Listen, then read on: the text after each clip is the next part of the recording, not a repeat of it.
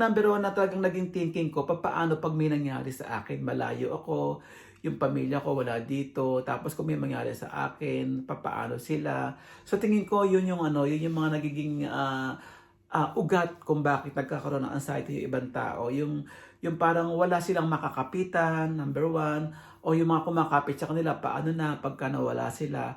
So yun yung ano, yun yung nagbuo, yun yung ano, yun yung parang nagiging roots ng ating ano, ng pagiging ano natin, anxiety natin. Kasi ang anxiety parang pag-aalala na malalim. Yan, pag-aalala na malalim na parang dadalhin tayo dun sa nervous na parang mahihirapan tayong ano mag-isip, mahihirapan tayong i-overcome kung ano yung dapat na gawin, hindi natin magagawa dahil ang trabaho talaga ng anxiety is talagang sirain ng ating ano, ang ating isip at ang ating mga dapat tamang gawin. Ayan, yun yung nakita ko.